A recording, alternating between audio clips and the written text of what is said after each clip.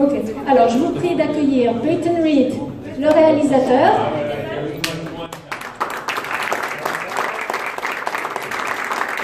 Hannah John Kelly, le photo. Hannah. Paul Rudd, Scott Lang, The Ant-Man et co-scénariste. Evangeline Lilly, co-design la guette. Et enfin, Michael Douglas, Dr. Hank Pym.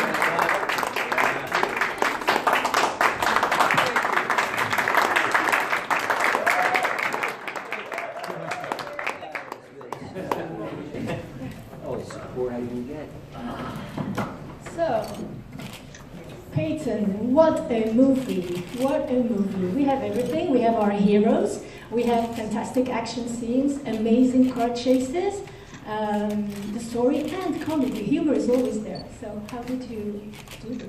How did you do it? Well, I think when it came time to do Ant-Man and Wasp, you know, we had done the first movie, and I think we all wanted to do something that was bigger, more exciting, hopefully even funnier, but kept the intimacy and the sort of story of family that we had set up in the first movie. I had never directed a sequel before, and I only sort of went by my own personal gauge as a movie goer about what I like in sequels and what I don't like in sequels. For me, it was really exciting to come back to this cast, Paul, Evangeline, Michael, and also to introduce our new cast, and to introduce Hannah into this world. So we really, you know, we are different in some ways than some of the other Marvel Cinematic Universe movies in that we're a little more comedic, and also following up a movie like Infinity War, you know, we're a very different tone, and I like it. It feels very, you know, that people needed a little bit of lightness after the events of Infinity War. So it was a very fun movie to make. Alors voilà. Oui.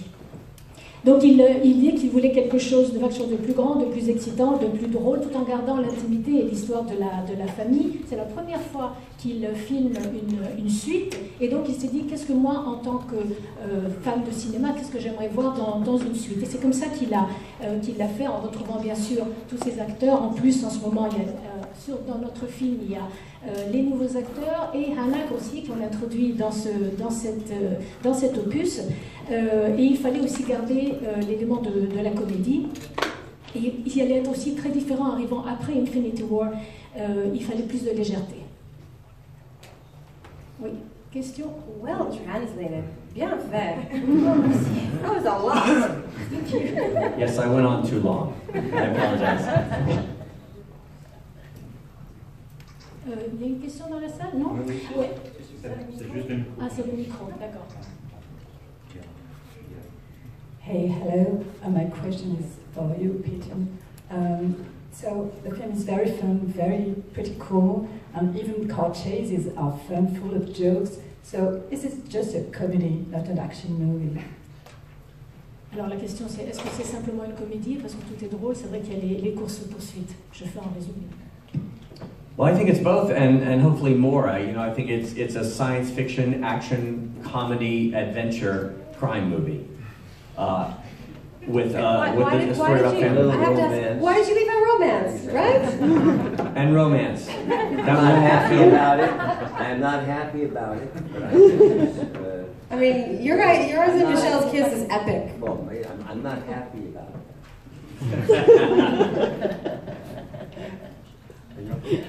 Ah, non, I haven't. Voilà, donc c'est vraiment les deux à la fois. C'est un film de science-fiction, c'est de la comédie, c'est de l'aventure. Et Evangeline a dit, et alors, et la romance, pourquoi on a oublié ça? Et aussi Michael, pas seulement moi. Michael n'est pas très content de la romance aussi. Bonjour, Olivier Boucreut, Télé 7 jours. Donc c'est une question pour Michael. Ant-Man est, je crois, le premier à ce jour votre plus gros succès au box-office, donc je voulais savoir ce que ça vous inspire, et en tant que producteur, quel est le regard que vous portez sur ce nouveau genre, on va dire, qui a envahi Hollywood. So he's saying that Ant-Man is probably your first biggest success at the box office. How do you look at that? And you, as a director, what do you think of this new genre? I love the Marvel world. Yes, this was my first green screen movie. as an actor, you feel very vulnerable. You're in the hands of the director more than ever before, because he is telling you things that do not exist, where they are coming from, and what to do. So yes, Marvel should be complimented 20 for 20. And we talk a lot about superhero movies, but I think you have to talk specifically about how successful Marvel has been. Alors, il aime beaucoup le monde de Marvel, c'est son premier film avec des écrans verts, et là, en tant qu'acteur, on se sent très vulnérable parce qu'on est entre les mains du réalisateur qui vous dit exactement ce qu'il faut faire, et il vous parle de choses qui n'existent pas, qu'on ne voit pas. Donc 20 sur 20 pour Marvel, mais il faut surtout parler, on parle beaucoup des super-héros, mais il faut parler du grand succès de Marvel. Hi, I have a quick question for Evangeline and Hannah. We're always seeing men in action movies, especially in Marvel. So, how much would you be interested into making a female-only Avengers movie? Yes. Yes. Yes. Yes. Yes. Let's do it. Bon ben voilà, la réponse est claire. Bonjour, Franck Agnières, Watch Tower Comics. C'est une question pour Michael Douglas. En fait, ça fait donc 2 films qu'on utilise une technologie pour vous rajeunir pour les flashbacks, et j'aurais voulu savoir en fait ce que ça vous inspire et si, en gros, si vous vous reconnaissez dans cette version rajeunie numériquement. So there's a second film using technology to make you look younger. So what do you recognize yourself when you see yourself, and what do you think about it? Yes, I am looking in my library of movies that I've made over the last 50 years to maybe start a regeneration of my old movies. Alors là, je suis en train de regarder toute ma bibliothèque, tous les films que j'ai faits pour régénérer un peu, me régénérer dans mes films. C'est une question pour Paul. Qu'est-ce que vous aviez de particulier à apporter au scénario qui vous a donné envie de l'écrire, et est-ce que vous pensez que c'est l'humour justement? So what did you bring to the scenario, and what made you want to co-write this movie? Is it humor? I think that my default tends to be humor. That's where I go first, but I think of the story in general, and all of the characters and all the story, and I'm only a small component in that. There are other people that are working harder than me. Well, that's very modest. You won't tell us more. It's true. Non, il dit qu'en fait son grand défaut c'est l'humour, mais il y a aussi l'histoire qui se portait à cela. Et il y a énormément d'autres personnages et que lui n'est qu'un tout petit ingrédient, un tout petit facteur dans toute la machine. Christophe Caron, La Voix du Nord. Question pour Michael. Your first superhero movie. When you were a boy yesterday, what were your favorite superheroes? Quels étaient ses super-héros favoris quand il était petit garçon? When I was a boy, there were no superheroes. It was westerns, cowboys, John Wayne, Kirk Douglas.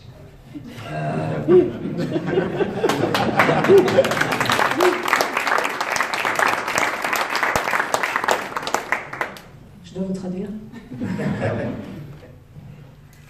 Hi, I'm Cyrine for Le Journal du Geek. This question is for Paul. Cassie said a few times she wants to be a superhero with you. Do you think it's going to happen in the future? Alors Cassie dit à plusieurs reprises qu'elle veut être aussi un super-héros avec son père. Est-ce que ça va arriver dans le futur? I don't know. I don't have any say in what happens in the future, but it certainly would be a fun thing to see. But I don't know. I really can't answer the question. In the comics, she does, doesn't she, Pete? Yes. When Cassie grows up in the comics, she becomes a hero, and we plant some little seeds in this movie where you see a little bit of her father in her, where she covers for Scott Lang and she goes toe-to-toe with the FBI agent. So that's there. Maybe we're sowing the seeds. Who knows? But it would be great. Donc en fait, Paul disait qu'il ne sait pas du tout, Mais dans le livre, c'est ce qui se passe. Et Peyton nous dit qu'ils ont planté quelques graines dans le film quand elle essaye de le couvrir. Donc peut-être, ça va arriver, on ne peut pas le dire, mais... Can I ask Peyton a question?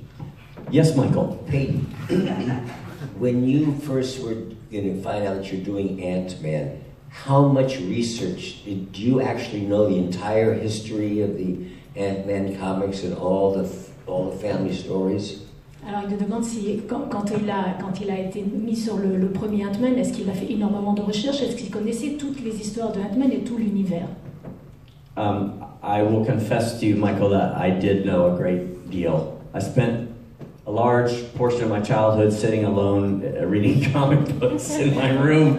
And so I did know the basic, I knew all about Hank Pym and Janet Van Dyne, Scott Lang, Hope Van Dyne. I knew sort of all those characters. But it's an ever-expanding comics world, so I didn't know it all, but I did know enough. Donc en fait, il avouait que quand il était enfant, il s'enfermait dans sa chambre, il lisait, et il a absolument tout lu, il connaissait tous ces personnages, mais bon, comme il y a toujours des évolutions, mais il avait une bonne base déjà de départ. J'ai une question pour Michael et Peyton. Pour Michael, c'est du jeune acteur des rues de San Francisco à ces rues de San Francisco d'Ant-Man. Est-ce qu'il mesure tout le parcours qu'il a effectué? Est-ce qu'il y avait un peu de nostalgie à retourner là-haut? Et pour Peyton, justement, Ant-Man et la Guêpe, c'est quand même aux États-Unis, moins que chez nous, mais un grand monument. Ce sont les premiers super-héros qui ont connu un grand succès. Et est-ce que, justement, ils se sentaient un petit peu intimidés par ça? So Michael, first question for you, from you, the young actors in San Francisco and going back to San Francisco, was there a bit of nostalgia for you? Yes, but I have been back a number of times with Basic Instinct, a movie called The Game. San Francisco is a very, very beautiful, as you can see, picturesque. I never anticipated going back and seeing Paul Rudd in the middle of the San Francisco Bay coming out of the water. Me either. Alors, il a tourné entre-temps d'autres films à San Francisco, que ce soit Basic Instinct ou The Game, mais c'est une très belle ville comme vous la voyez. Mais c'est vrai qu'il n'avait jamais imaginé voir Paul dans la baie de San Francisco. Et Paul non plus. La deuxième question, second question is for you. You're dealing here with the superheroes, and American superheroes. Were you intimidated when you started? You decided to do the first movie. Well, I had certainly never done a movie on the scale of Ant-Man and now Ant-Man and the Wasp. So the first movie was a big learning curve in terms of all of the technical aspects, the visual effects and all of that. The second time around, it was nice working within that Marvel system. They have a wonderful support system set up with the top visual effects people around. So I knew from the beginning that I was in good hands and really supported by the top people working in movies. Alors, il n'a jamais travaillé sur un film à cette échelle-là. Alors, la première fois, bien sûr, c'était impressionnant, il fallait aborder un tas de nouvelles choses, mais le fait de retourner, la deuxième fois, les choses étaient plus simples, et il était extrêmement entouré, avec les meilleures personnes, les personnes du plus haut niveau, à commencer par le directeur des effets visuels. C'est moi encore. On a parlé de box-office tout à l'heure, mais c'est aussi un besoin, je pense, des films de super-héros. Alors pourquoi nos sociétés, et c'est à qui veut répondre, pourquoi nos sociétés contemporaines ont-elles tant besoin de super-héros, d'après vous? So there's the box office, of course, element. That's a question for all of you. Anyone wants to reply? Why do you think our societies need superheroes? Need what? Superheroes. I think right now, and I speak as somebody living in America, but I think it's fairly global. There's a lot of people who feel a little bit hopeless, and things can sometimes feel dire. And I think usually when we look around and things aren't as beautiful and idyllic in our society as we want them to be, then either we go to the theater to be entertained and forget and slip away into a happier place for a moment, and I think that's really important. Or sometimes we go there to be inspired for how to build a better world and how to build a better society. And I think we can find inspiration and hope from people who we look up to as being more courageous than us, or stronger than us, or more willing to sacrifice than us. And in the case of our film and our franchise, you know, it's good old-fashioned fun. It's some really beautiful escapism. It's fun to laugh. It's fun to go to the theater and just forget that there's shitty stuff in the world. Alors, elle parle en tant qu'américaine qui vit aux États-Unis, elle pense que ça concerne vraiment tout le monde, qu'il y a beaucoup de gens aujourd'hui qui sont désespérés, les choses sont très dures, la vie est dure, et tout ce qui nous entoure n'est pas aussi beau que l'on voudrait, donc on a besoin d'oublier et de fuir, ou d'être inspiré dans l'idée de pouvoir construire un monde meilleur. Donc il y a des films comme ça qui vous inspirent, qui vous donnent de l'espoir, et il y a d'autres où on a besoin de s'identifier à des personnages qui sont plus forts, plus courageux, qui sont prêts à se sacrifier. Dans le cas de ce film, c'est vraiment de bons moments, on retombe un peu dans le passé, c'est sympa et on passe un bon moment. Hello, my question is for Peyton Reed. I have a question about the mid-credit scene, so I hope everybody saw the movie yet. I wanted to know if you decided it, or if not, what was your reaction to it, and it's the same for all of you. What was your reaction when you saw it? Well, we knew that Ant-Man and the Wasp was always going to follow Infinity War, and we also knew how Infinity War ended. What we didn't know for a while was whether we were going to deal with it in our movie, and if so, how.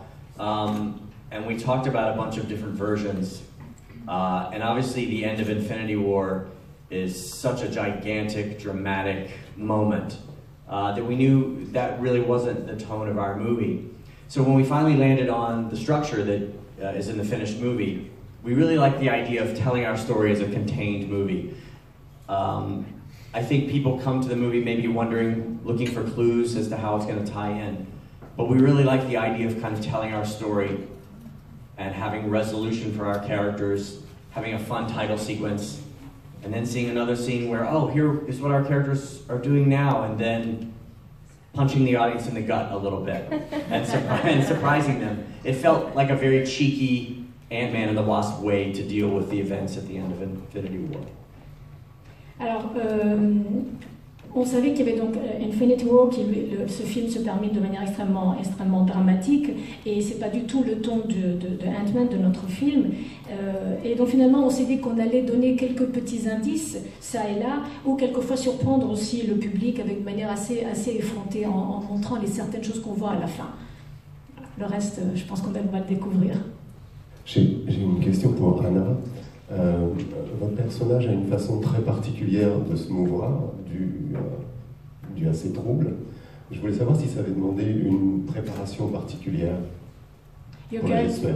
Your character has a very special way of moving. Did that require a special training for you and special preparation?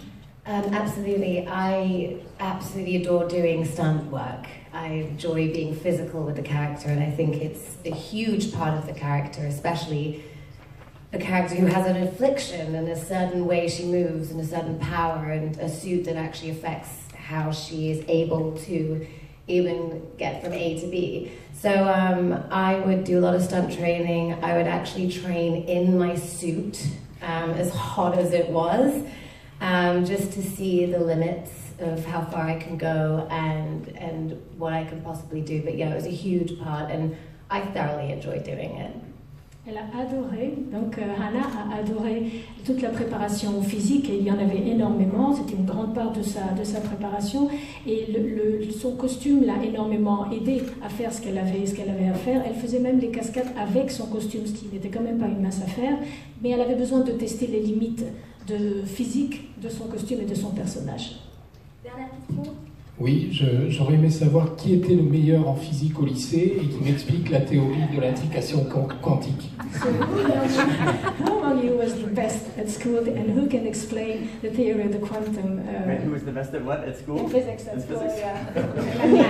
Oh, Evangeline? Michael is saying Evangeline. Evangeline. Can you explain? Now explain it in French. Save me the translation. Il n'y a pas assez français ici pour le dire en français, alors en anglais. Really, do you want me to try and explain it? Honestly, I can give you a little breakdown. She can. I can. It might bore you, though. I don't think physics is boring. I love physics. We recently, very recently, like within the 21st century, discovered that we used to think that all solid matter was made up of, protons, electrons, and neutrons, and the center of everything was the atom. And that the atom was the only thing that was actually solid. You see, I told you it was boring. Mais voilà, vous avez prévenu que ça allait être très très très ennuyeux. Mais dès que ça a été découvert au XXIe siècle, que tous les solides, toute la matière, on pensait que les matières solides étaient simplement composées d'électrons et de protons, etc. Puis elle m'a dit, si vous voulez qu'elle continue, mais elle va beaucoup vous ennuyer. Je pense qu'on va s'arrêter là. Merci beaucoup. Thank you so much.